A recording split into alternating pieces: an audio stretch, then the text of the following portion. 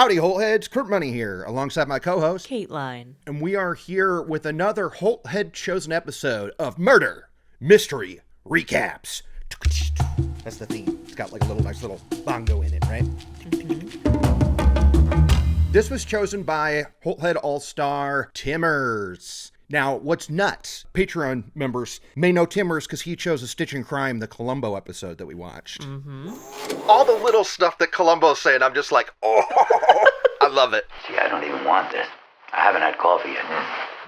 But there are some overlaps here that I can't wait to friggin' discuss. And Yes, there are. Genuinely want to know if Timmers, I wonder if he knows all the connections this has to the previous episode he chose. I guess we'll find out. I think he does.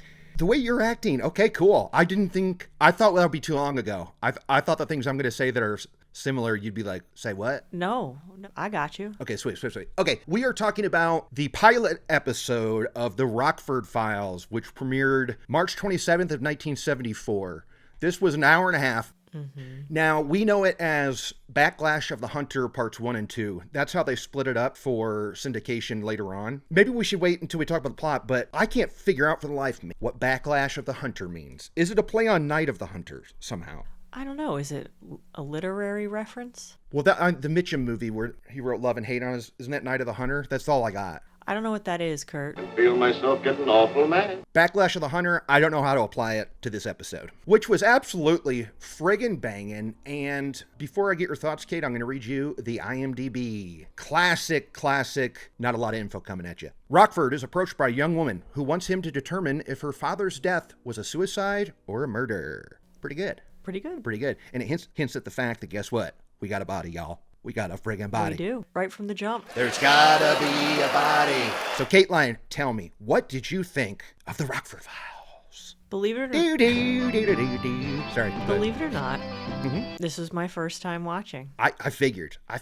So, what'd you think? Did you like it? I did. Okay. There were parts of it that I feel like I liked it for reasons that, how do I say this? If I had been watching this when it first premiered, I don't know that I would have liked it, but watching it now, I liked it. Yeah, I mean, luckily I like the writing and the acting and the stories, but if this was just like a moving picture essay about 70s Los Angeles, I would love it because That's what I'm saying. Feels watching this, Kate. I mean, that's what I'm saying. Watching it and being nostalgic for how things used to be is what made me like it the most. And if I had watched it, like I said, in 74, that wouldn't be the case. So I would just be like, I don't know. A ton of the buildings that they go to are no longer. Now, you can still recognize where they are. They're on La Cienega a bunch. They're on Sunset. They're on the Strip. They're on the Strip. Well, PCH, obviously, on the water and Malibu and whatnot. Now, I'm telling you, from my days of riding my bike when I lived in Hollywood and worked in Hollywood and rode my bikes to movie theaters and would drunkenly ride my bike to the beach in the middle of the night and stuff. And don't forget rollerblade like 40 miles. Of course. At 3 a.m. Yep, Bladen. But I recognized everything in here, and it made me miss LA. It made me friggin' miss it big time. It makes you miss what LA used to be. Not just that you used to live there, but that even now, that's not what it's like. That's true. There are enough things that still exist that give me a taste of it. But, I mean, you're right. I mean, the one shot that they kept reusing of the cars going down Sunset, I knew the first time they showed it, I was like, oh, that's Sunset and Cherokee. And then they show Cherokee, the street sign. I was like, nailed it. Hell yeah. Because it's got that studio right there. Now, I'm going to blow up your spot a little bit, Kate. When you first started watching this, I said, hey, how's it going? Just to check in. I wanted to get a little taste. And I didn't get anything from Kate for a few hours. And I'm like, oh, no, she fell asleep. Mm-hmm. Now, it was late. It was late for you. It was. But I was concerned. I was like, oh, my God. And it's a two-parter. And she's falling asleep in part 1. What are we going to do? Yeah, I did fall asleep during part 1, but I came back the next day, watched the rest of it, and watched the second part. No problems. Good. Yeah, it's funny. I love this show, and I'm not even through the first season yet, and there's a lot more of these than there are Columbo eps. I'm shocked to learn this was number 37 on TV Guide's best TV shows ever that they did in 2002. This is on there, not a Columbo in sight. What? I want to buy a copy of it off eBay so I can rip it up. Blasphemous. That's insanity to me. You'll be happy to know the only Star Trek that made it was Next Gen on that list. That's got to make you happy, right? Why would that make me happy? You love Next Gen. Or no, sorry, your favorite is Voyager. I like Next Gen, DS9, and Voyager. Okay. It would not be a Star Trek question if there were not an asterisk Kateline had to throw in there and go, well, actually, I actually love them all equally, or something. Well, I don't like the original series as much as I like the laters, so... Well, the Next Gen is the laters. Correct. So you're right. I am pleased. Let's see where it was. If it was at number 47, what are we going to do? What are we going to do, Kate? Okay. What if it is? Oh, 46! Oh, missed opportune. I could have blown out my mic again. I'm really distracting us from... Yeah, we haven't even started. Yes, we have. We're on number 5 of... How many bullet points do you think I got, Kate? 47. Shut the... Why did you say that number? Because it's the Star Trek number? That's exactly how many bullet points I have, Kate! You nailed it! Wow.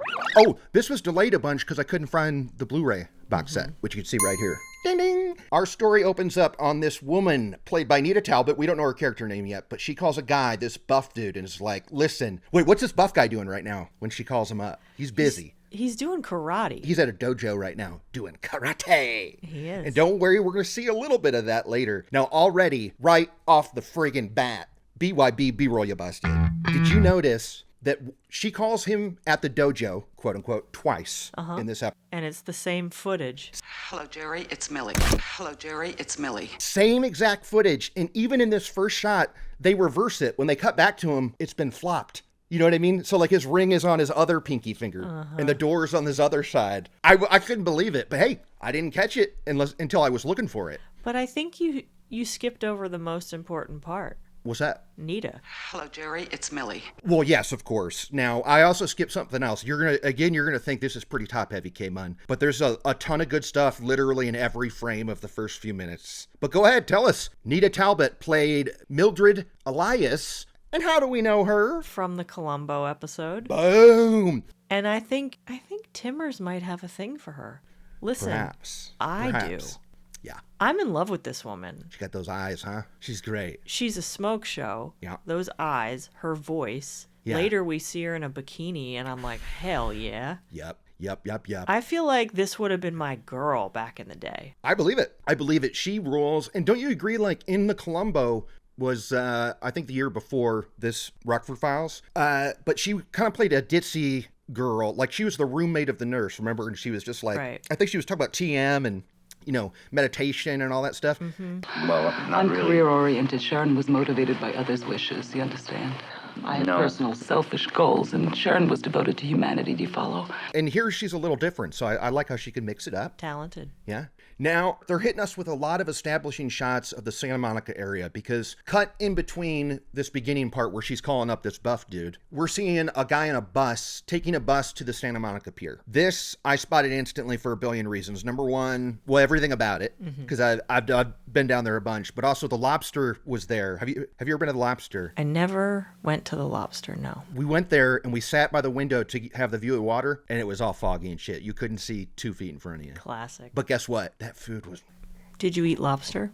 Oh, yeah. We ate everything. Every friggin' thing. Yeah, we grubbed our asses off. Yes! And then, this is the crazy part. They do a little pan across the pier for, like, the Oceanside East Cafe. Did you spot this, Kateline? Did you spot this? Did you see what car was parked on the second level there? I'm about to hit you with a pick. I'm going to say no. I don't have any idea what you're talking about. Goddamn lost my mind when I saw this, and I looked it up on the internet, and I was right. It was what I was thinking it was. Are you going to tell me it's the Oscar Mayer Wienermobile? No. You see that beat up 1959 Peugeot 403 kicking it there? Yeah. That's Columbo's car! That's Columbo's car, no shit. This was a Universal project, so wish me luck on being able to post it on YouTube later. Side note. But they're sharing B-roll. They're sharing B-roll, and no joke, it was the most crucial game with Robert Culp as the bad guy. Bunch of stuff at the Coliseum Stadium as well. It's about like a football team and stuff. But just keep in mind that episode because that's what that was from. That direct shot. That's pretty cool, right? That's cool. Good eye, Kurt. Nina Talbot, Boom. We got Columbo's friggin' car, and Karate Man, Muscle Man was also in a Columbo. Oh. But anyway, so that was pretty cool. And boy, was I riding high off of that. I think that was when I said this morning, I'm not going to those movies. Sorry, Scream 7 and The Bride. I was like, no, I gotta stay buried in this lore right now because I'm friggin' loving it. Okay, this wino gets off the bus. And, I mean, he was pretty hammered off the bat, right? Because he was trying to tell the bus driver, I'm meeting him here on this bus. You can't leave. And the bus driver's like, yeah, I don't have time for this. Get off. Yeah, he was really over it. He was like, are you going to make me, like, kick you off? I gotta stay here until he gets here. Don't make me throw you off. So instead, he's like, all right, I'll just go kick it underneath the pier there, which a ton of other movies and things have shot under this pier as well. Mm-hmm. I'm thinking of The Hero and the Terror, Chuck Norris classic from the 80s that, Kate, you would kill me if I made you watch it. Please don't. I won't. Holthead, though, I mean, maybe they could ask. We'll see. Come on. Well, the way I see it, Victor, you have two choices. I'll break you like a bad habit, numbnuts. Well, that is a third choice. But anyway, he goes down there to get his booze on, and we're seeing these stylish 70s legs walk from the parking lot onto the sand. And what goes on here? The owner of these legs comes up behind our wino and chokes him out. Oh, yeah. Chokes him to death. And he friggin' loves it. This is our karate guy. This is Grimes, Jerry Grimes, played by William Smith. And he really enjoys himself here. I mean, he's like, yeah, that's it. I'm murdering you now, man. Yeah, he's like rock hard doing this. Yeah. Just right. Yeah. Beautiful. You just relax. He's definitely a muscle-bound dude. Williams, this guy is in so many things. I mean, I've seen 27 things that he's in. I checked my records. Good, honey. I think back in the day, if you had a body that chiseled, you were going to get some work. And that's not to say that you were leading man material or good looking. It's just that there were plenty of roles like this where you could show off that body. Yeah, and that's how they talk about him in this episode. And people have to find him in a room where they've never met him, and they go, he's the muscle-bound guy. Now remember, he's a big muscle-bound ape with a black turtleneck and a plaid coat, and he's probably got a nice bruise on his right jaw. And she finds him later at the club, right? Mm-hmm. Now, what's funny is he is ripped, absolutely. And he always played heavies, or like he's in a lot of motorcycle movies from the 60s. He's in a lot of movies that Tarantino loves and makes references to. That makes sense. But what's funny is he's definitely jacked and ripped. But as we come across so often, he's basically the level of ripped every star of everything is today. He's normal now. Yes, which is sad because he's got friggin' guns. I mean, the guy is built, and it's like that's what anybody who leads a 1 hour drama looks like that with their shirt off, right? Yeah. It's a different time. I freaking hate it. I hate it, Kate. We cut to the police station. Joe Santos here. He is the detective. This is like Rockford's in at the police station. He was a regular on the show. He's like, yo, I got this bum that got killed. He's a wino. But classic setup for us, wasn't it? Because it was staged to look like a burglary gone wrong. But what was still on this guy's person that made this guy go, A ring. How about this wino they found under the pier? Butler, what's with him? Well, that looks like a mugging except for one thing. He had a pretty good bubble on his finger. A wedding ring with a half-carat stone. We had it appraised for $200. $200, so nobody was robbing him. Yeah, and still, his captain says, toss it. Now, they don't say, they're not saying cold cases. They're calling them just unsolved, right? They're calling them closed.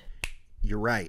They are calling them closed cases, which is interesting. That's what Rockford specializes in, and it kept confusing me. Yeah, because closed means solved and put away. I just assumed that meant cold case files, but they're not. They are like his rule of thumb, and in his advertisement in the paper is closed cases only, right? It's so bizarre. Very bizarre. How is that a niche to go into? It makes no sense. I don't know. Well, right off the bat, I'm skeptical. Well, you'll be happy to know that later on, because, they've got to do 25 episodes a season, and they did 6 seasons and 8 TV movies. He eventually started working on some open cases.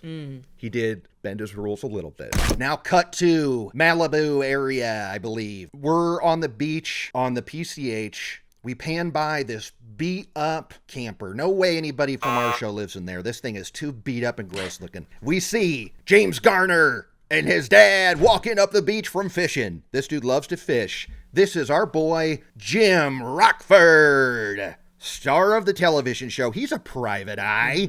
Huh? All right, so what's your take on Mr. Garner, Rockford, from here on out. What do you think of Rockford? Did he have it? Did you want to jump his bones? Did he disgust you? I want to hear. He did not have it. Okay. He didn't disgust me, but I was not feeling it. I'm not even sure I really like his character that much. You know what? It's funny you say that, because in this pilot, I agree with you kind of 1,000%. Because there are times throughout where when somebody just gives it back to him like he's given to them, he says things like, don't be mean, don't be smart. Right. Like he's kind of like grumpy about stuff. Or when he's like, you're gay. Okay, well, look. You know, queer. This is the 70s, dude. I don't know what, I mean, right? And he it was kind of manhandles women. Okay, well, I look, have a feeling that later in series that tones down and maybe he becomes really charming and likable. But here I was not feeling it. Absolutely. And there's a part when he makes his client go undercover for him where I'm like, you got to be way more chill about this. Yes. Well, I don't know that I want... I don't have time to argue. Now, remember, something slinky, huh? Come on. I feel like this is the stuff Timmers is like, I'm interested to hear what Kateline has to say about some of this episode. I feel like those are the parts. Okay. He's probably, because you're absolutely correct in that he is doing some stuff that's uncool. Okay. But as someone who has an appreciation for film history, television history, I can understand that things are a product of the time in which they were made. Yeah, big time. Believe me, I'm not happy about the queer thing either, especially because they go out on it. I mean, it's like the end It's of part like a one. joke. Yeah. Now, we could say it bugs Musclebound guy because he's small-minded and stuff. Like... Maybe that was the point. Maybe, yeah. So maybe Rockford is super open-minded, is cool and chill with everybody. Maybe not, but I could dream. Okay, so he's there, and there's a babe knocking on his... Turns out that trailer is his. He does live on the beach in this beat-up trailer. Now, we go inside, and it's like an office for his private eye institution or whatever. I thought this trope was born and cemented with Lethal Weapon, with Mel Gibson's character. No, it's got to go to Rockford.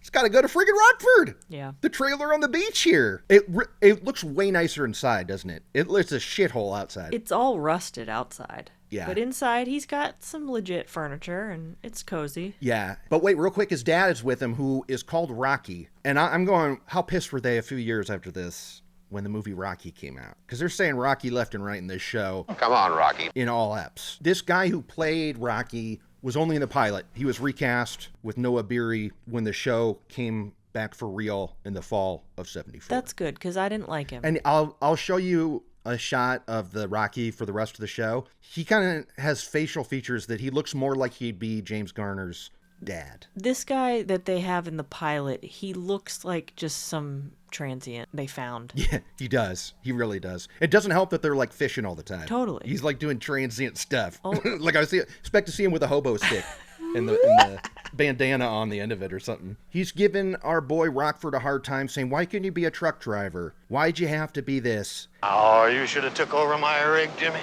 You'd have made a good trucker. And they see this babe at the trailer. He's like, okay, I'll bet you this lady's from the bank, which tells us Rockford doesn't have money. He's got money woes. He's just like us.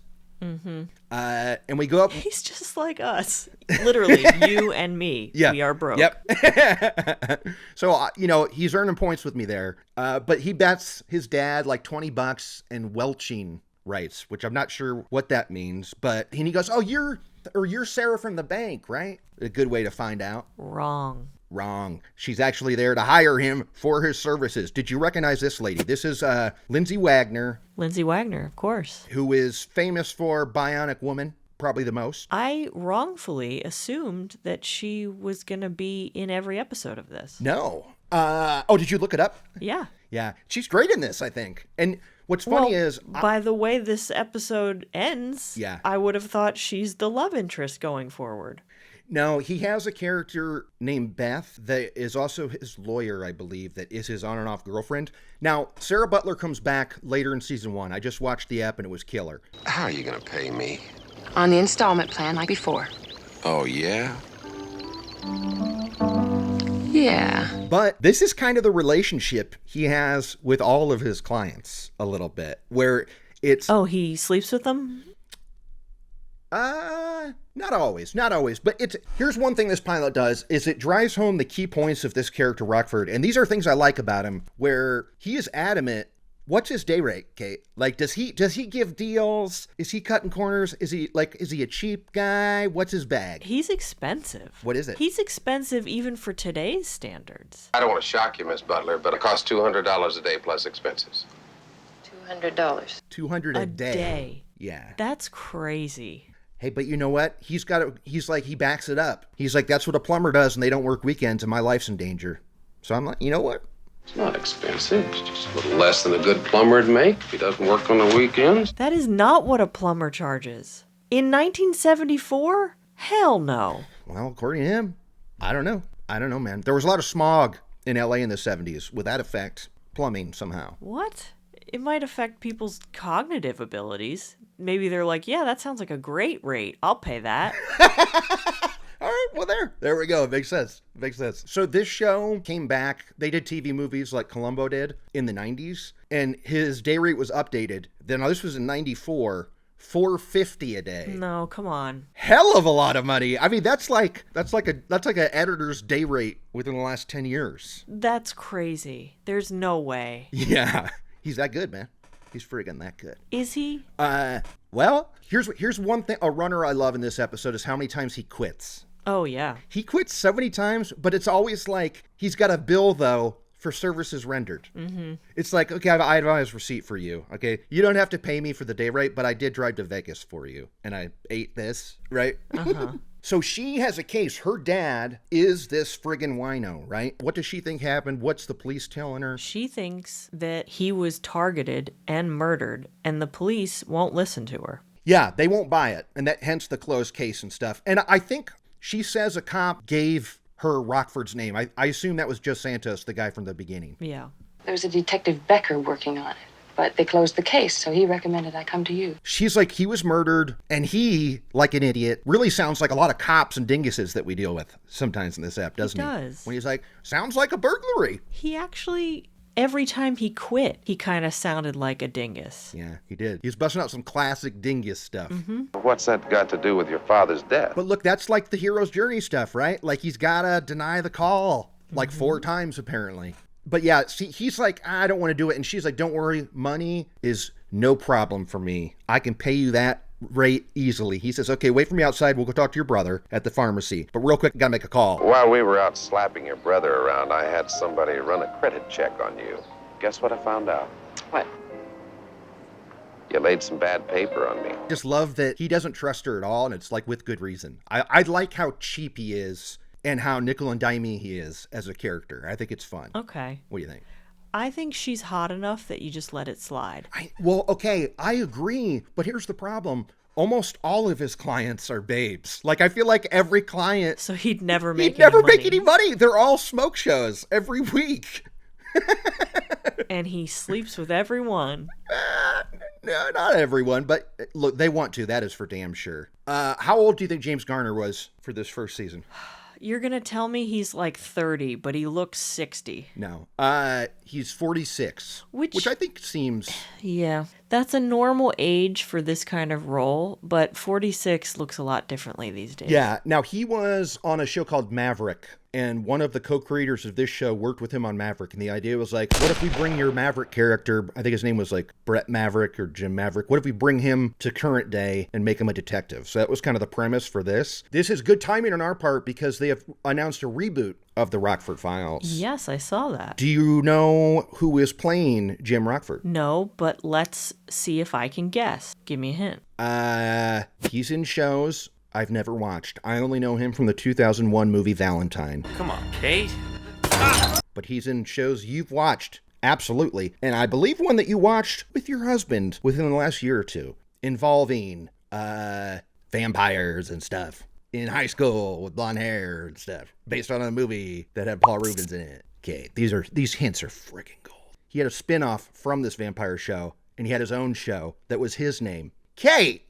Okay, I'm going to say Buffy, and if that doesn't help you out here. Wait, what about Paul Rubens? The movie Buffy the Vampire Slayer with Christy Swanson, he's in that movie. Paul Rubens is in that. Okay. Yeah. Oh, that's where you got lost? It wasn't all my hints before then? So it's someone from Buffy? Yes, who had his own spin-off that was named after his character. You're telling me David Boreanaz is going to play Jim Rockford. Nailed it. My husband and I often talk about David Boreanaz because this man has never stopped working since Buffy. And it's the lead Bones, baby. in one huge hit series after another. I know. And it continues into his 50s, I guess. Okay, I hear that. Guess what? I think it's fucking dead on, Kate. I think this is perfect casting. I think it's perfect casting. His head shape and what I know about him, he is a great choice to lead a Rockford Files reboot, I think. His head shape is accurate, yes.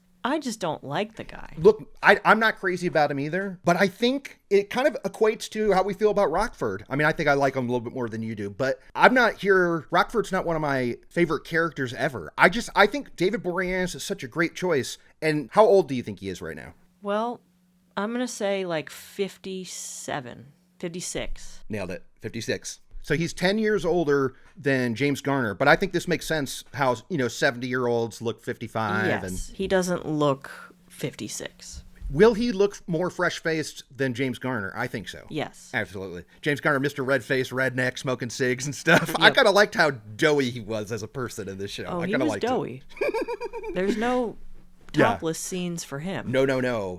And you know what I'm talking about, the neck, right? Like he was tan, but his neck was like red. It was sunburned neck. Yeah. Hey, you know what? That's what happens when you live on the ocean like that. On the ocean. In a camper. They head over to Sarah's brother. He works at a pharmacy, also in La Cienega. All these spots where they're at, the businesses, are all real things, okay? And thank God there are other K-Muns on the internet who logged all this. Bunch of weirdos out there that have pictures and like, we found somebody who worked at this restaurant before it moved to Sunset. This is the original location in 74. And I'm just like, guys, you're my people right here. So anyway, bunch of true locations.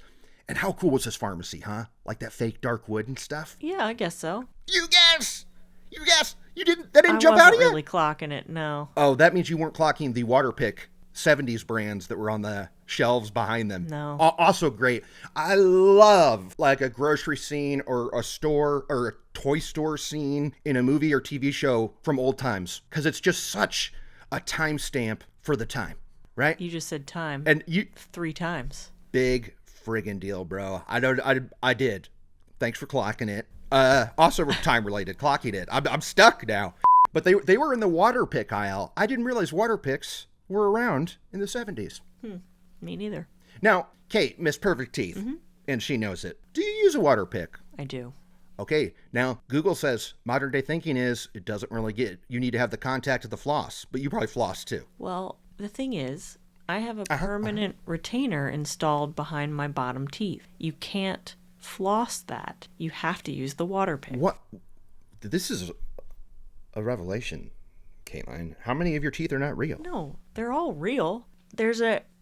You have a permanent retainer. There's a metal bar behind my bottom teeth, keeping them straight forever. Why didn't I get that? But because of that, you can't put floss between them. So you have to use a Waterpik. Interesting. When you go to a new dentist, are they like, ooh, what's going on here? Are they like kind of surprised? No. So we're talking to this brother, and he's got a friggin' attitude. He's the pharmacist, but he's going to medical school. Now, this actor, Bill Mumy, did you recognize this guy?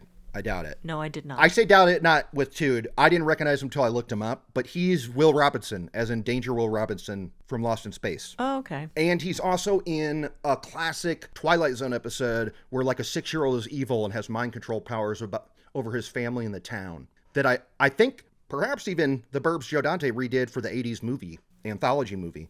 But do you remember that Twilight Zone? It's kind of a famous one. It's called It's a Good Life. No, I don't. Forgot to introduce you to the monster. His name is Anthony Fremont. He's 6 years old with a cute little boy face and blue guileless eyes. So he was like a famous child actor. Was fun to know. Because I just thought he was like some cranky redhead dude here who's given all sorts of attitude to Rockford, huh? So much attitude that his sister slaps him across the face. Hell yeah, and I'm friggin' here for it. I'm like, do it. He straightens up a little bit, right? Little.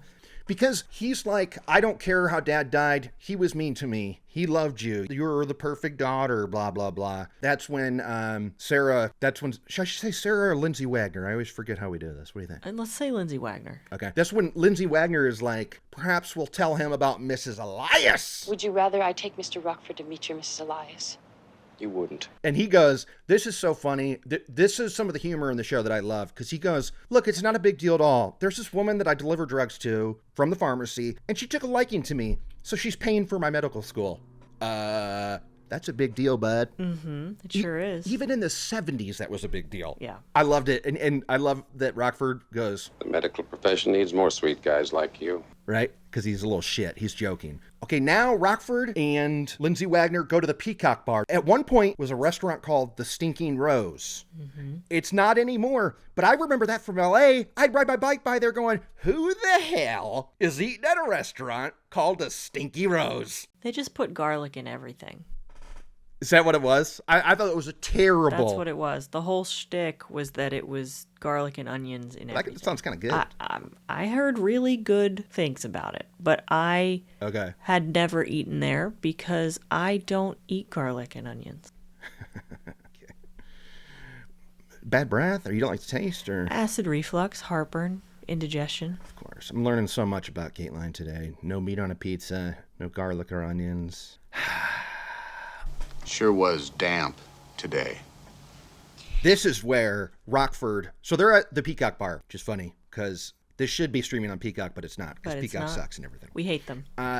Yes, absolutely. He makes a call. There's a lot of payphone action in Rockford Files, of course. Yes. Because we're pre-cell phone. Kurt's kick-ass There's West. a payphone in almost every shot. Yeah. Even places where it looks weird that there's a payphone. Oh, you like mean... when they're eating hot dogs, Yes. and it's... At the hot dog stand. Right next to them. Yes. It's like that phone booth is part of the hot dog stand. Yes. And this is a famous hot dog stand that is apparently still up and running. It makes me miss the hell out of phone booths for stories, though. I mean, I love a phone booth, don't you? Oh, yeah. I wish we still had them. And like just the necessity of them for things with a story. And there's a lot of fun times where like he's got to wait for a call. And so they'll do gags like that where in one episode it says there was a sign on it that said, do not use, you will get shocked by electricity. And then the phone rings and he takes that sign off and it's like, what's up? I've been waiting for your call. That's good, right? Yeah. That's good. Okay. Anyway, he gets a call, comes back to the table, says, Lindsay, I was just starting to like you. Turns out your credit is worse than mine. Uh-huh. This is when he breaks it to her, and she's like, they argue about it straight up. I mean, there's a few minutes of scene here where she is like, I'll pay in installments, I'll do this, I'll do that. And he's reluctant, but eventually he agrees to like $25 a week for 8 weeks just to pay off one day. Oh, that's what it was. I thought it was $25 a day, and I was like, but that for 8 weeks is way more than $200. I think it is what you're saying, that she agrees to pay it off in installments. That means if I work for you for one day, you owe me $25 a week for 8 weeks. Are you sure that's what you want to do? Okay. We got a deal. She does pay that off eventually in like episode 20 that I just watched. Oh, good. He's really adamant though, and I kind of like his thinking because he's like, you make $200 a week at your store. She runs a bikini store, by the way. Talk about like stores that can exist in the 70s. Uh-huh. Just on the selling Sunset bikinis. Strip, it seems. La Cienega. Oh, okay. Close to it. But it is. But that's the same. La Cienega is full of like insanely priced like art gallery things, and you know what I mean? Mm-hmm. How'd you feel about this? She's really pawn at him, doing like are you sure I could take you out? And he's like, don't do this, sir. Yes. Don't do she this. grabs his lapel, and I think she's doing what she's done a lot in the past to get what she wants. And he's like, nah, it's not like that. Yeah. Except later, it's 100% like that. Yeah, it is. It is absolutely like that. Okay, so now they go to the paper, and this is where we meet his buddy Angel. Angel was his cellmate, because here's the backstory in Rockford. He did 5 years for armed robbery. Now, Rockford says he didn't do it, okay? And the governor did pardon him. He's not paroled. He was pardoned. Mm-hmm. Okay? But this guy's here for comic relief. Tell us what we get from Angel and what are the yucks, and was Kateline on board or off board saying not for me?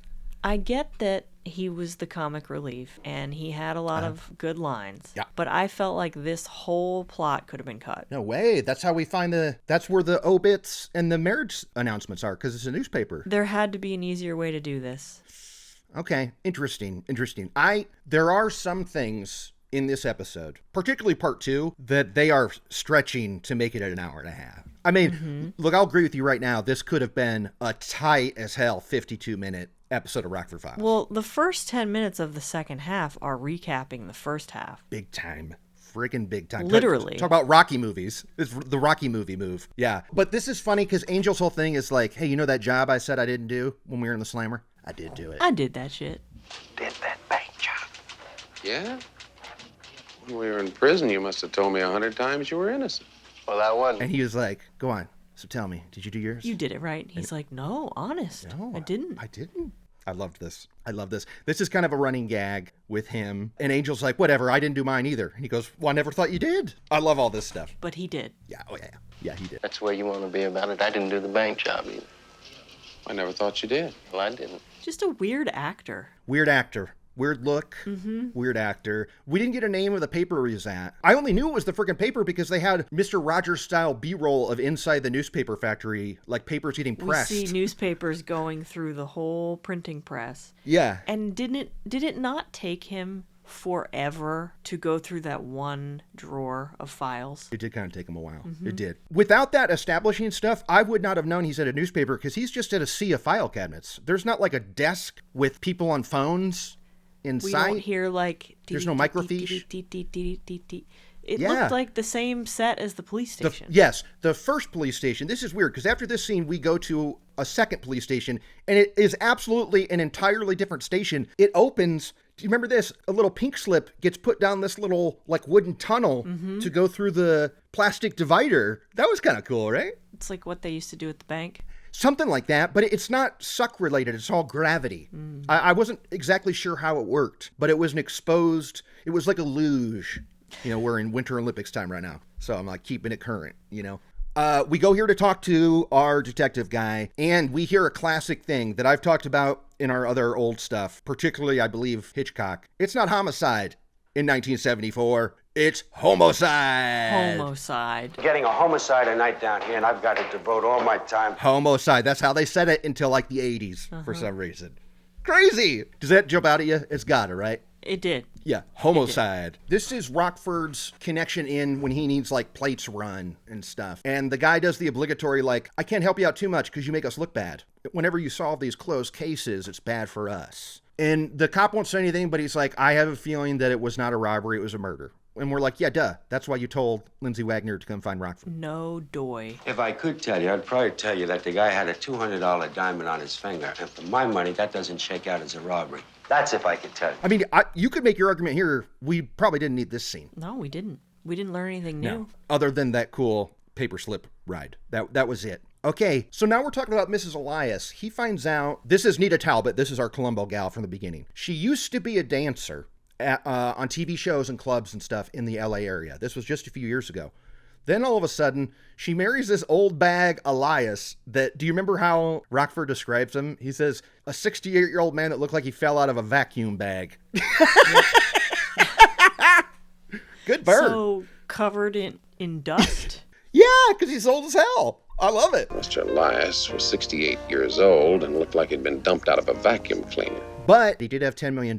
So they're thinking this is why Miss Elias married him. What's weird is that he died on their wedding night, which was in Vegas. But this right here, we got ourselves a murder mystery, y'all. We're trying to figure out why this old guy died, why this new husband died, how are they connected? I mean, we're fitting the theme of the show here right down the middle. And why is Mrs. Elias paying for this dude's medical school? Yeah, which actually, I'm not sure I know the answer to that. I don't. Do you know? I don't get it. I think she just genuinely took a liking to him and wanted to pay for his medical school. But Lindsay Wagner was saying it was weird that she in Beverly Hills or the hills of Hollywood, wherever, would order them from a pharmacy on La Cienega. And I was like, why? I don't get why. They said that there were dozens that were closer to where she lives. But that doesn't mean that's your preferred pharmacy. So now, Rockford's got to go to Vegas. We had a good old-fashioned Vegas montage here. Did we not? We did. It was wild to see what the Strip looked like in 74. It looked like a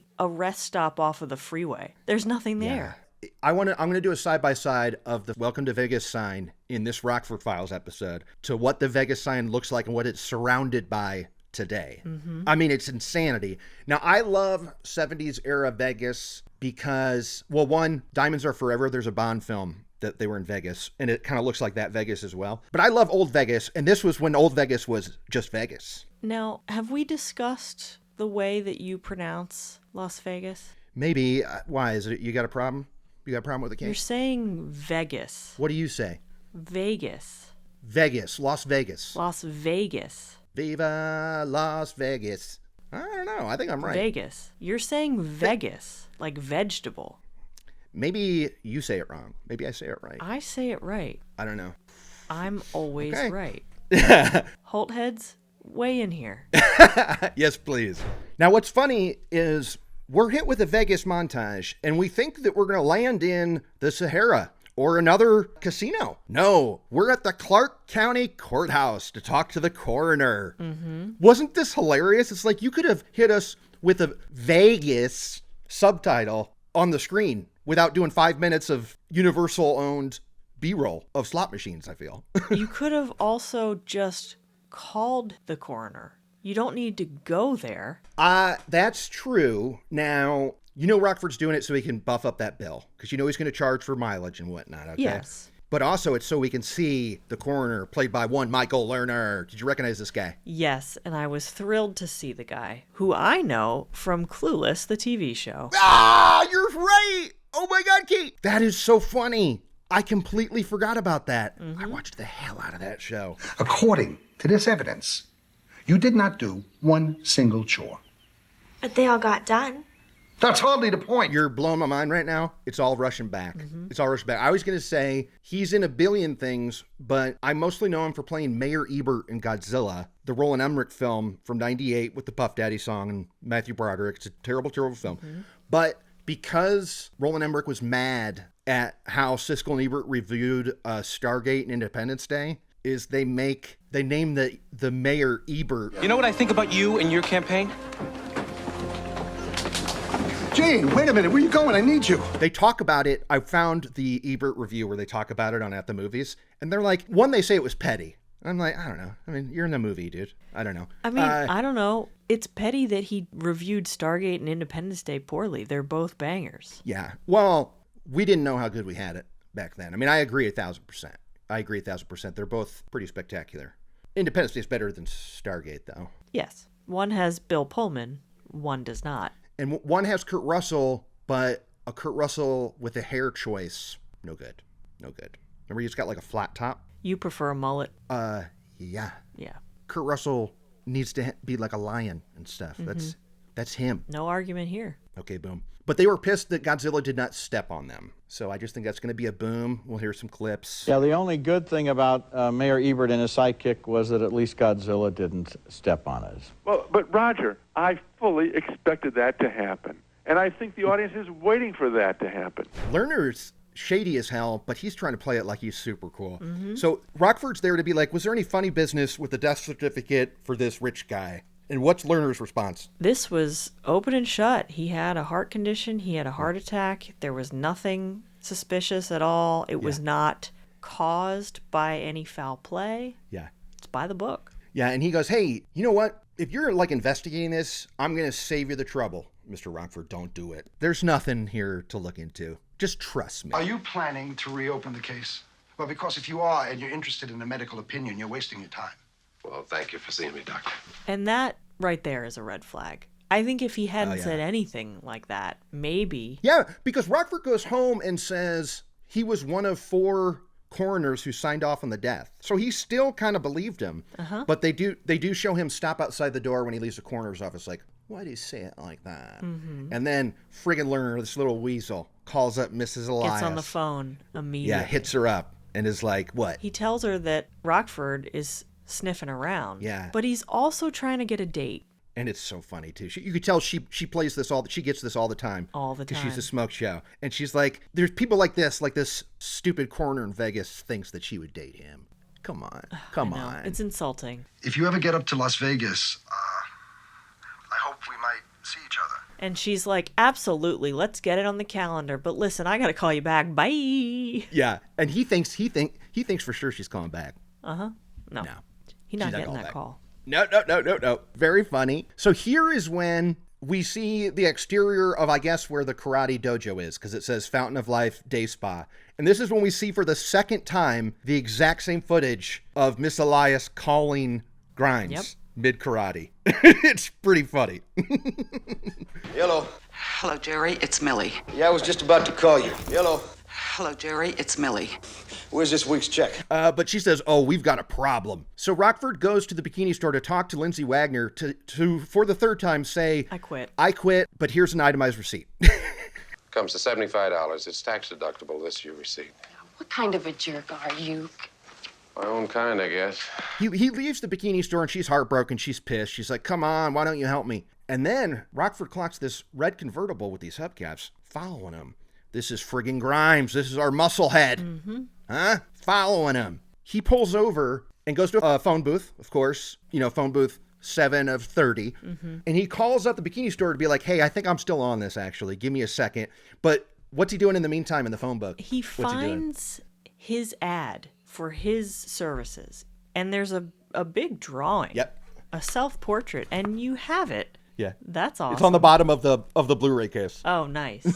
And in this particular phone book, someone has drawn a mustache and kind of goatee situation onto his drawing. Is that a Van Dyke? I think it's a Van Dyke. And But he's pissed. He's furiously erasing it, and he rips the page, and now there's a big hole where his face was.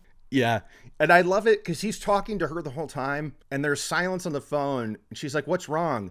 And he goes, oh, I just tore my picture, which is what he did. Like, I thought we were going to get a joke. And she's like, what? Yeah. But this was also one of the times where she says, what's wrong, Jim? You figure out you're overdrawn at the bank? And this is when he says, you don't have to get smart. One of 3 times where it's like, dude, she's just ribbing you, man. She's just playing. She's flirting, honestly. Yeah. What's wrong, Jimmy? Just figure out you're overdrawn at the bank? Well, you don't have to get smart. So Grimes, muscle-bound guy, follows Rockford to Miss Elias's house. Okay. We go to Miss Elias's house, and she's out poolside, right? This house made no sense to me. The front is like this stone colonial, and then the inside and the back is a wooden mid-century. These are 2 different houses. Maybe for the exterior front of the house, that's possible. But I can confirm the inside of the house and the backyard of the same house, because this house was just as much a set piece for that very Columbo episode, The Most Crucial Game. Yeah.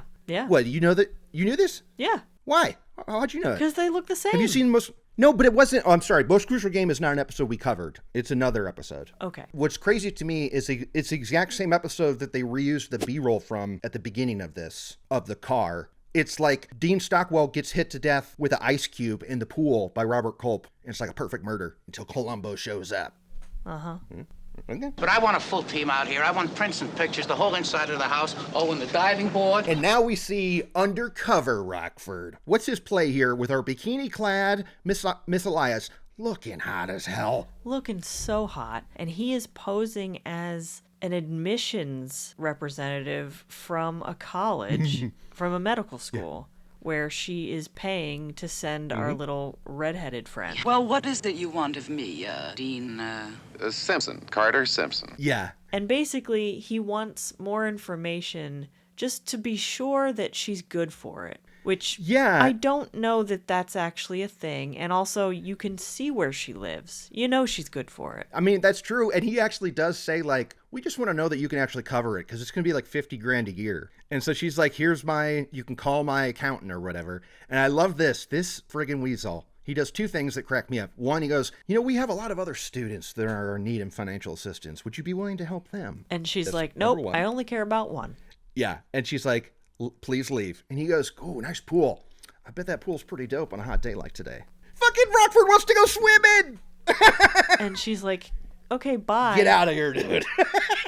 Goodbye, Dean Simpson. Call my attorney. Okay, so he leaves. Miss Elias goes inside, and I'm still freaking out going, this is the Columbo house. I friggin' know it. And she is startled by Grimes. He's pissed off. He's like, hey, dum-dum, do you know who you just talked to? And she's like, yeah, he's a dean of admissions. I told him he looked like a truck driver in a borrowed suit, which is funny because that's what Rockford's dad wanted him to be, truck driver. Anyway, he says, no, dummy, that's the guy you paid me to follow. That's friggin' Jim Rockford, private eye. So that was cool. I mean, if we're going to talk manhandling ladies, friggin' muscle-bound guy gets up to some arrestable offenses. He does. In this app. And I got the vibe that he has done some not so nice stuff to Mrs. Elias in the past, too. Yeah.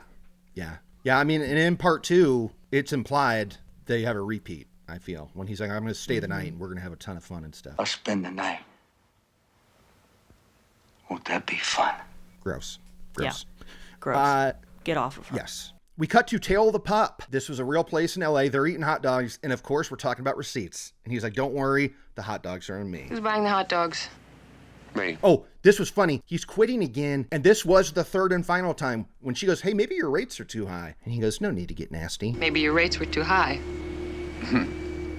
No need to get nasty. This is the second time you've quit, and I'm still getting these little slips of paper from you. Come on, dude. That's the third one. That's the last one I got for you, Kate. And then he doesn't pay for the hot dogs. He sure don't. Because he sees our muscle-bound goon watching him, and he's like, oh shit, we gotta go. And she's like, hey. Yes. Yeah, that was pretty funny. I thought that was pretty friggin' funny. Now we cut to this place called the Mayfair. We got to talk about the stage show, Kate. We've got a woman doing splits on a high wire. That's a high wire in quotes because it's about 4 feet off the ground. But perhaps more importantly, there is either the cutest thing you've ever seen or the most horrible thing you've ever seen. It's very... This dog performance. It's very confusing. Tell us about this dog performance. They kept cutting to this other dog that didn't look like it was on stage. The police dog. Yeah, it looks like he wasn't even in front of the curtain yet. No. And then that's what we're supposed to be watching, but then the wide shot, it's not there, and I was like, what's going on here? What is this? Yeah, and it's just a bunch of different colored poodles hopping at each other to look like they're dancing, and there's people clapping and stuff. I wonder, this was a real place. Like I said, even the club we're about to go to is a real place. But how long do you think they did this dog show? When do you think they finally said? Probably until this club closed. You think so? Yeah. I believe it. I was going to guess 82, but it did close, and I don't have the dates on that, so that's my B. Rockford goes in there, and he sees Grimes, muscle-bound, follow him in. So this is the climax, the cliffhanger of part 1. He goes into the bathroom. Excellent bathroom hijinks here from a guy who has to think on his feet, okay? First thing, there's some yahoo at the sink cleaning out his fingernails. It's like, dude, go do this in your car. We saw this in great detail. Freaking close up on this dude's hands picking dirt out. You're right. It's a good point. It's pretty gross, huh? And Rockford's like, he goes up and starts begging him for money because he knows that'll get this guy to leave. And he's it works. He's like, this bra's drinking me under the table. Just give me $20, man. Just give me $20. And the guy's like, I can't help you. But you're right. It works like gangbusters. I like that. I like that little move because that would work on somebody, I think. Yeah. And then he grabs a soap dispenser off the wall and dumps it on the floor all in front of him. And then is that a roll of quarters that he pulls out? Yeah, or nickels. It's for, some fisticuffs is what it's for. Mm-hmm. He makes some fisticuffs. He puts the roll of coins under his fist. Yeah. And he posts up and he waits for this goon to come in. And this goon comes in, and he's just looking at him, and this is when the provoking happens. First, he calls him like, you must be the biggest dumb lug I've ever seen in my life. That doesn't do shit. You gotta be one of the dumbest looking apes I ever saw. That doesn't make him flinch. And that's when he says, the thing about these muscle-bound guys, they're compensating for something. And he's like, what's that? And then that's when Rockford says the unfortunate phrase, queer. You're queer. Of course, you big muscle-bound guys, you're usually compensating for feelings of inadequacy. Meaning? Queer. You're queer. And this guy, again, like when he was in murder mode, was like, oh, okay, so I'm going to get you now. Like he does something else where he's like weird talking to himself. Yeah. Well, that's fine, mister. That's just right. Everything's going to be all right. So he flies up with a karate kick. And of course, he busts his ass on this spilled soap. Freeze frame. After Rockford punches him and knocks him out, huh? Now, here's what I love about this bathroom scene. We've got two smart things that our lead character does. The pretending to be drunk to get rid of somebody. Excellent. That would work in real life. This soap thing is one of those things that if you did in real life, the guy would not slip on the soap at all. No. And you'd get murdered. Do you know what I mean? This would only work if all circumstances played in your favor. This is not how real life works. This is definitely a TV thing that I saw that I'd go, oh, this is good. I should remember this. Put soap on the floor if somebody's trying to beat me up. Oh, anyway, very TV stuff. Freeze frame, end of app. Part 2 opens up. 10 minutes, Rocky-style flashback. We see basically a summary, a recap of episode 1. I could have just started with episode 2. Yeah. I'm glad you didn't, Kate. I'm glad you didn't. I'll say that. Okay. We're back in the bathroom. Guy's passed out. I love this. Rockford uses his belt to like tie up his feet. And I love this line he says about karate. He goes, Trouble with karate, Jerry, is it's based on a ridiculous assumption that the other guy will fight fair. Which I think is a great point. Rockford's like, I fight dirty, dude. I use soap and I use freaking rolling nickels, dude. I bopped you a good one. I loved when this other guy came in and looked at him tied up. And he was like, oh, with his it's feet? fine. We're almost wrapping up here. Like, keeping it totally chill. Yeah. Yeah, and he wouldn't let him leave either. The guy's like, no, it's okay, I'll come back. And Rockford goes, no, we're almost done. You stay. Mm-hmm. And our dude is back in the soap with his feet tied up with a belt to like the top of the stall, which I thought was funny. And he's trying to get Jerry to talk. Jerry Grimes, our muscle guy. And I love this line. He goes, you better start talking or I'm going to leave you for the weirdos who hang out in this joint. Now, he's already done it and he's going to do it when he leaves. He is on a first name base with the staff of this place. Mm-hmm. Okay, so Rockford is one of those weirdos. Yeah. I loved this as a little joke. Self-burn. Yeah. You better tell me what you're up to, Jerry. Otherwise, I'll have to leave you here for the weirdos to hang out in this joint. Good night, Harry. Good night, Jim. Now, here's a missed opportunity. I thought for sure the next time he was going to quit and hand over an itemized receipt, on that list was going to be a belt. Because he left that belt in the bathroom. What do you think, Kate? Wouldn't that have been pretty funny? Missed opportunity. Lindsay Wagner would have been like, what the hell's a belt for? And he's like, hey, look, I didn't charge you for the roll of nickels. Okay? Like, I'm doing you a favor here. He leaves the restaurant and waits for Muscle Guy Grimes to leave, follows him to a nightclub, a much more poppin' nightclub that's called like Gazzari's, also a real place. It is now Club One Oak.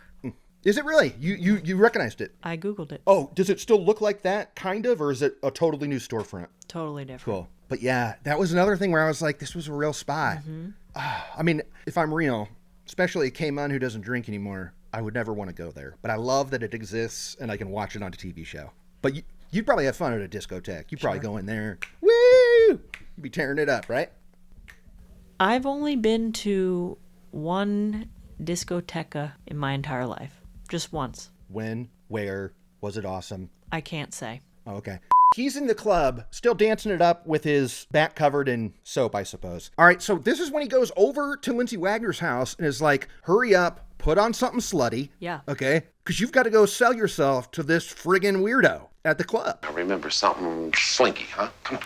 And she doesn't have a choice. No. And she's like, all right. He's getting a little pushy with her. He's getting pushy, right? And she agrees to do it. Yeah. And then they're driving to the restaurant or to the club and she's putting on makeup and something, Kurt's Kick-Ass List thing happens here. Just plant that right there.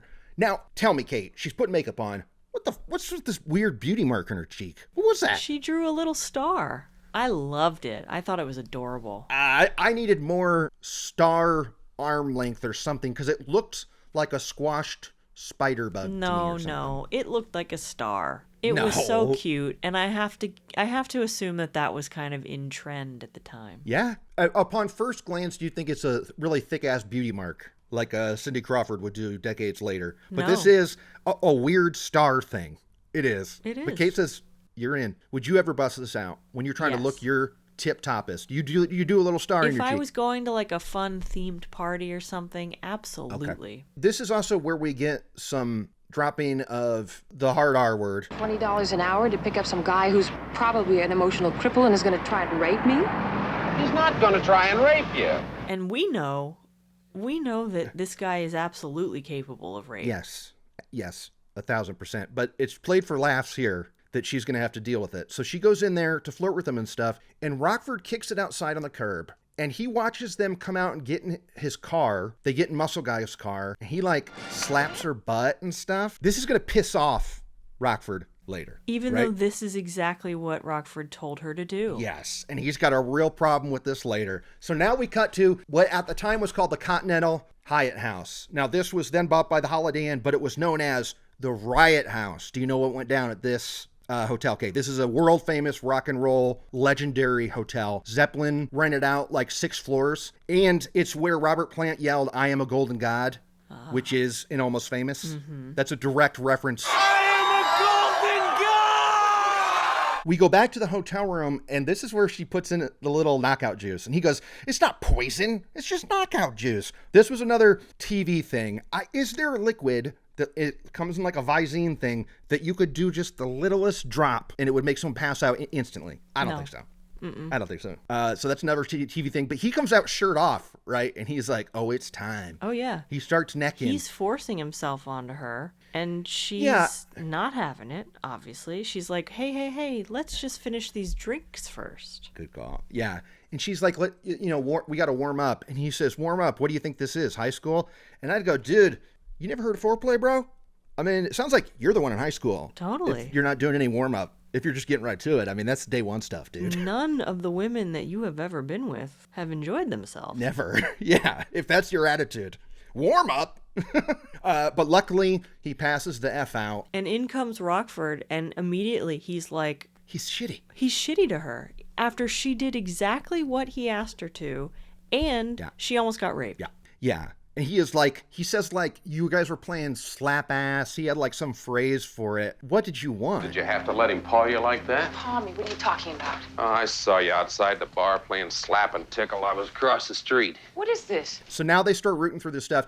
This was a weird editing choice. They show him kind of getting up. Yeah. Like he's waking up. He's stirring, and they're not done looking through stuff, but it never materializes into anything. No, and another great character moment where he goes, I want to be out of here before he wakes up. And she goes, what, are you afraid of him? And he goes, yes, I am. I liked that. But it also makes you think he's going to wake up and find him in the bedroom looking through his scrapbook. He's got a scrapbook of women he sleeps with, apparently, because we see a picture of him with friggin' Miss Elias. Mrs. Elias. Did you find something?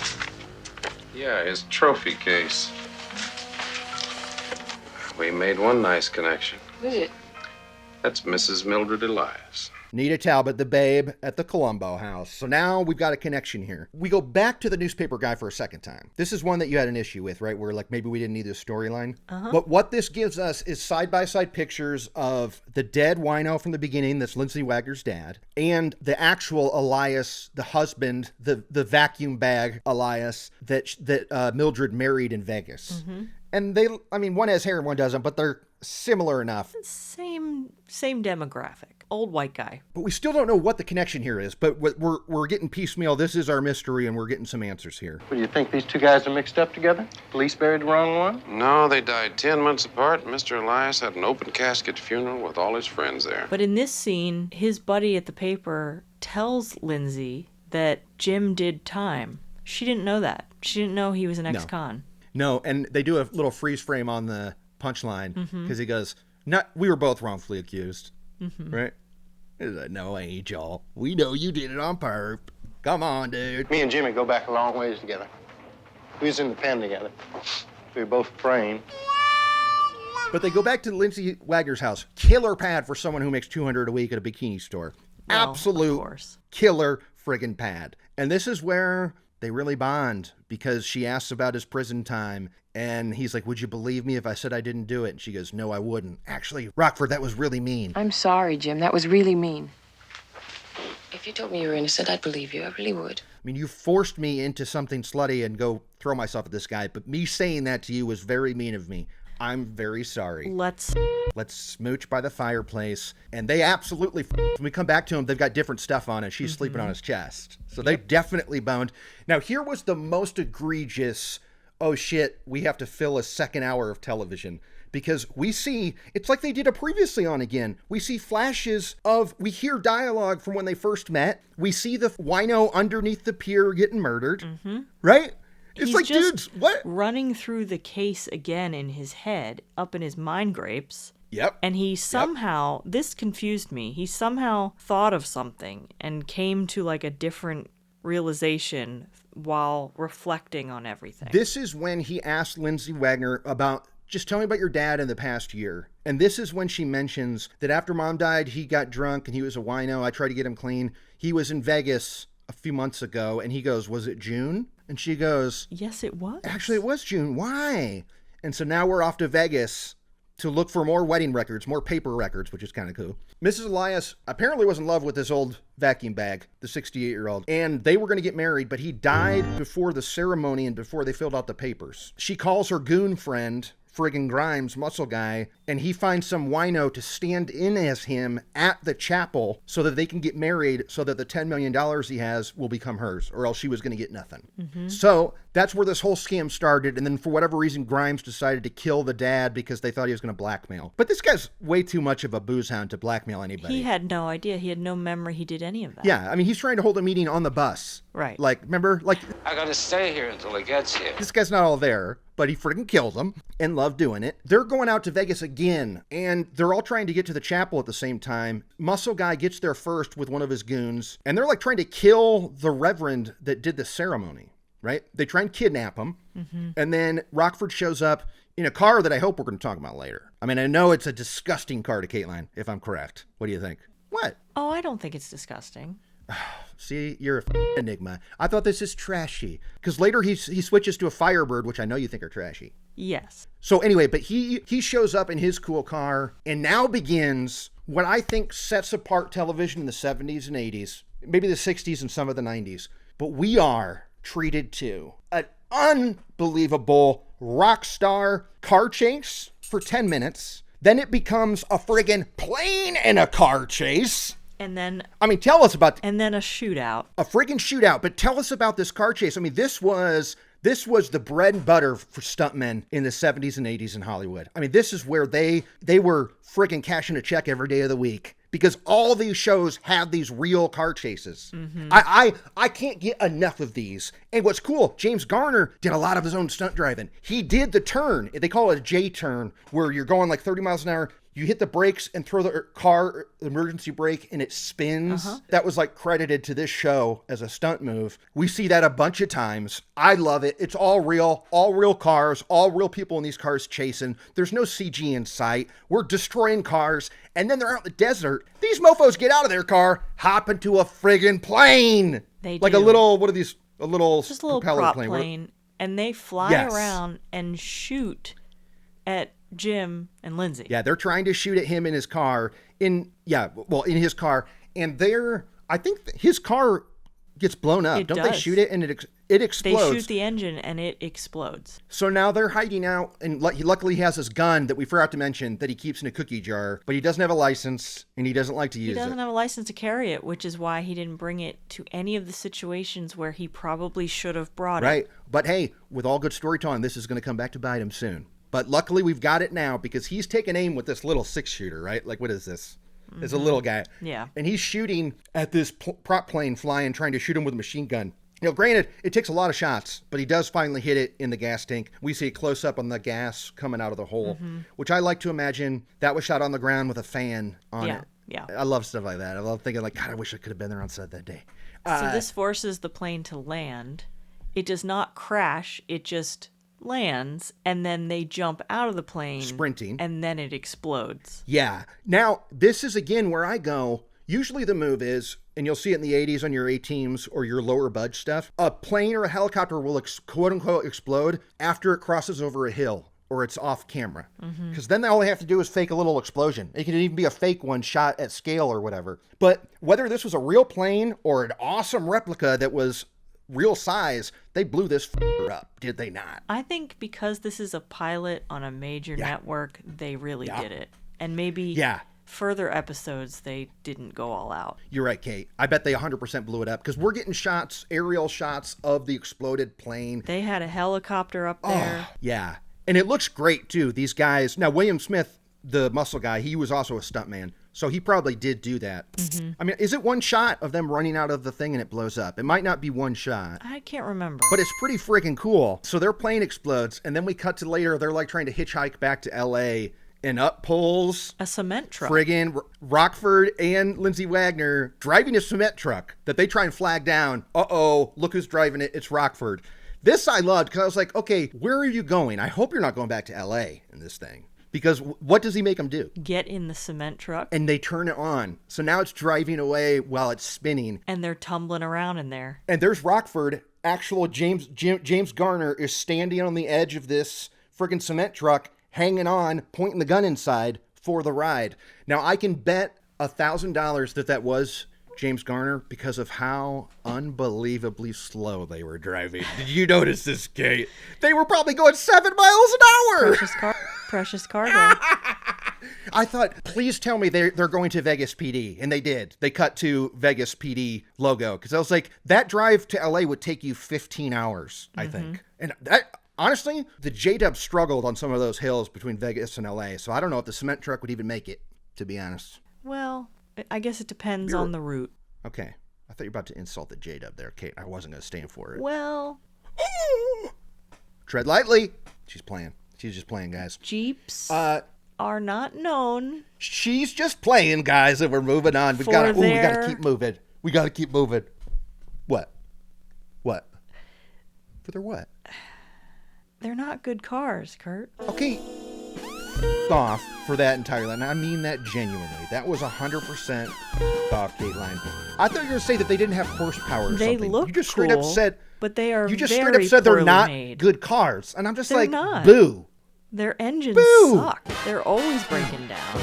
They're a bitch to fix. Funny.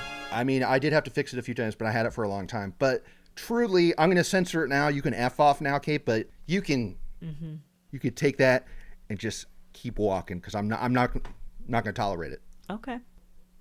About a 9 on the tension scale, Rube. Anyway, Jeeps rule. Everybody loves them. So now we're at the prison, and they're like, okay, this guy tried to murder a priest that survived. And what's the Vegas PD's main concern? That Rockford had a gun that was... He had an unlicensed... Not registered and not licensed, and it goes against the rules of his parole. No. He's not on parole. It's just illegal to own a handgun without a permit. Okay. That's just the bottom line. But it's funny because the guy's like, they arrest him, and they've got a good point because they go, you used an unregistered gun to shoot down an aircraft in our airspace. And your license is for LA or whatever. Like, you're arrested for now, dude. Look, I don't know how to tell you this, Buster, but you just can't go around shooting down light aircraft with handguns. His pops comes out. He throws a coin, and they've got a slot machine in the jail. They've got him at the Las Vegas airport, so maybe they've got him in the prisons. I believe it, especially in 74. But yeah, he goes to jail. And the FAA has to, come investigate the plane crash. Yeah. It's a whole thing. Yeah, it's a freaking whole thing. And freeze frame on that. He's like, I guess I wasn't lucky this time or whatever. I bet you don't get many winners around here. Ain't that the truth? Freeze frame. Credits. Rockford Files pilot episode over. Kurt Money's going, whee! And Lindsay's just like, okay. Yeah. I guess that's it. I guess I'll drive home with your dad, who you call Rocky. With your dad. In his friggin' pickup truck. Thanks. And I thought that meant that she was his girl, because he says to his dad, take care of her. Yeah. Take care of her, will you, Bob? Yeah, and hey, when she comes back later on, they're smooching and stuff. But now I'm watching one where he's smooching a lady with a kid that died and stuff. So I think he's a friggin' player, Kate. Yeah. I think that's the problem. He's a goddamn player. Oh, and the next episode that she's in later on, Rockford says something about someone becoming a post-toasty. I don't know Dick Stockton from a box of post-toasties, so you want to jerk me around, that's fine. I'll just give my theories to the police. Which is the only other place I've ever heard that phrase. Post-toasties are like, we call them something else now, but they go in toaster ovens with cream filling. Toaster strudel? They're called, no, not toaster strudel. They're harder. What are they called? Come on. Pop-Tarts? Pop-Tarts. It's basically Pop-Tarts is what a post-toasty is. But I've only ever heard the word post-toasty in the burbs. Careful, Art. Oh. You touch the wrong wire, you're going to be a post-toasty. There's an awful lot of juice going through those wires. You hit the wrong one, you're a post-toasty. Boom. So anyway, that was kind of fun. Let's get to those lists. What do you got for me, Kateline? Kate's unnamed list. Well, Car Kate, beep beep. A lot of cars up in this. Oh, yeah. So, first off, we got Columbo's car. Great call! The Peugeot or whatever, great call. Throw it on the list. Then we've got Rockford's gold muscle car. And then we've got our goon's red convertible that was pretty sick. Great call. Boat of a car. Not good for tailing. That is a plot point because, yeah, it's not good for tailing and you can spot it anywhere. If you're going to tail somebody, come on. Get an old Caprice or something. Absolutely. Just not a convertible. Not a convertible. Is the key. Any kind of convertible, let alone one that's a giant boat that's red with friggin' hubcaps, like white wall tires or whatever. Like, it's like, come on, totally. guy. So lame. You got anything else? No. On to Kurt's Kick-Ass List. Kick-Ass List. 2 items, small ones. Very opening scene, we've got Rockford and his dad, and he goes, "You'd be a great truck driver, but you just had to go and be Sam Spade." No, you gotta be Sam Spade or something. You're a vicious old coot. Which is, of course, Bogey's character in The Maltese Falcon. Okay. Of course. Movie Raff. You've heard the name Sam Spade, perhaps. No? I've seen Maltese Falcon. Oh, you have? Cool. My next one is, she says, "Slow down, Rockford, or I'm going to look like the Bride of Frankenstein." Slow down. I'm going to end up looking like the Bride of Frankenstein. Kurt's kick-ass list. Yep. Boom! That's it. And we're done. You've made it, Kate, to the end of another murder mystery recaps. How you feeling? Tired. Okay, great. We don't know what's next or when we're going to do it. Some other Holtheads have some apps that they can cash in if they want to reach out. These kind of take a while, which is why the Patreon's free and stuff, okay? But anyway, watch this in video form, or it'll be in your feed for the Patreon RSS feed, or just straight up murder mystery recaps. You could search it. All right, well, on that note, I'm Kurt Money. I'm Kateline.